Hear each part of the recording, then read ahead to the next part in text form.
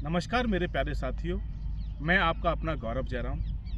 साथियों, इस वीडियो के माध्यम से मैं देश के युवाओं को और देश के नागरिकों को एक मैसेज देना चाहता हूं। और ये मैसेज मेरे अकेले युवा का नहीं है। ये मैसेज मैं समझता हूं कि वीडियो जब आप देखेंगे और पूरी वीडियो आप सुनेंगे तो आपको लगेगा कि यार ये सवाल तो मेरा है, ये सवाल मेरे भी जहन में है। मैं आपके सवाल के जवाब के संदर्भ में ये वीडियो बना रहा हूँ। आशा करता हूँ कि वीडियो आप देखेंगे और अगर वीडियो अच्छा लगे तो आप अपने कम से कम 100 साथियों को इस वीडियो को और ज़रूर भेजें। साथियों, मैं बात कर रहा हूँ आज भारत का जो सबसे बड़ा लोकतंत्र का मंदिर है, पार्लियामेंट, संसद भवन। इस समय संसद भवन के अंदर में सत्र चल रहा है।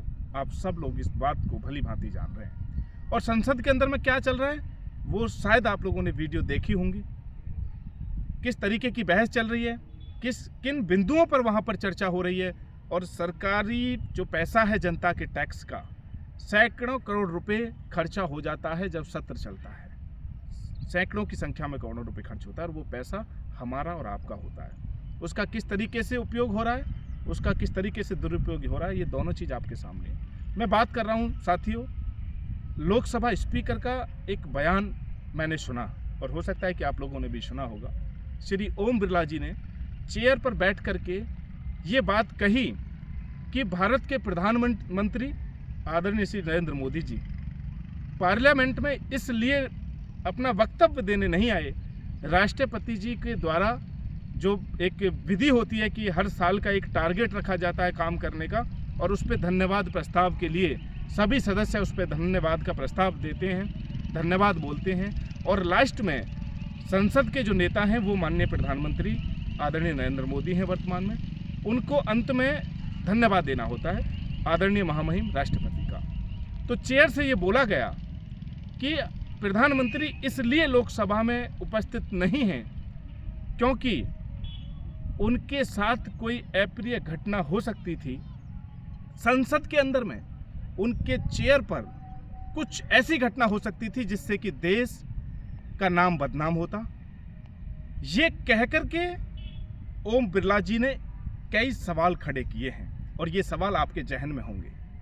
पहला सवाल है, क्या भारत की संसद जो इतनी सुरक्षित है, वहां भारत के प्रधानमंत्री जो सेकंड पर्सन है, राष्ट्रपति के बाद में प्रधानमंत्री आते हैं, जो सेकंड पर्सन है हिंदुस्तान का, वो अपने आप को असहज महसूस कर रहे हैं वहां बैठने में, अपनी बात रखने में। भारत के प्रधानमंत्री सुरक्षित नहीं है, ये कहना है लोकसभा स्पीकर का। मेरे प्यारे साथियों, ये बहुत दुख की बात है। सवाल क्या है? सवाल अब आपके दिमाग में आएगा, क्या सुरक्षा की व्यवस्था हिंदुस्तान की इतनी कमज़ोर है कि वो अपने प्राइम मिनिस्टर को, उसका जो बेसिक, उसका जो ऑफिस है, उसका जो कार्यालय है सांसद, उसके अंदर भी वो सुरक्षित नहीं बोल पा रहे हैं। ये स्तर है हमारे हिंदुस्तान की सुरक्षा का। प्रधानमंत्री जब सुरक्षित नहीं है, वो असहज महसूस कर रहे हैं, तो मैं जानना चाहता हूं मेरे साथियों, हिंदुस्तान की आवाम 140 करोड़ आबादी का देश है हिंदुस्तान। उस 140 करोड़ के अंदर में महिलाएं, पुरुष, बच्चे, बेरोजगार, युवा, किसान, हिंदू, मुसलमान, सिख, ईसाई, सभी जाति धर्म के लोग इस देश के अंदर में रहते हैं। जब प्राइम मिनिस्टर मोदी सुरक्षित नहीं है तो ये जनता अपने आप को कैसे सुरक्षित महसूस करेगी? ये सवाल आपके दिमाग में दौड़ रहा होगा मेरे साथियों। ये सवाल सिंपल सवाल नहीं है। ये सवाल ओम बिरला जी के माध्यम से जब ये बात कही गई तो इसको पूरे विश्व ने इसको देखा है। पूरे विश्व के अंदर में जहां इंडिया का डंका बजने की जो बातें चल रही थी, जो लगातार दावे हो रहे थे कि इंडिया का डंका पूरे विश्व में बज रहा है, मेरे प्यारे साथियों, जब उन्होंने इस वीडियो को देखा होगा, जब उन्होंने ओम बिरला जी को सुना होगा और जब वहाँ पे उन्होंने कहा कि प्रधानमंत्री जी सुरक्षित नहीं थे, वो पार्लियामेंट में आते तो उनके साथ कुछ अप्रिय घटना हो सकती थी, इसलिए वो पार्लियामेंट में नहीं आए। मेरे प्यारे साथियों, निश्चित रूप से देश के अपमान पूरे विश्व के अंदर में हुआ है।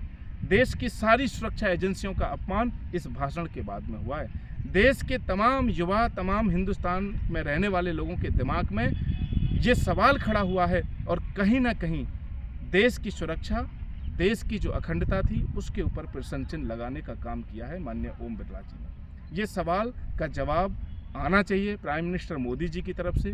क्या ये वास्तविकता है?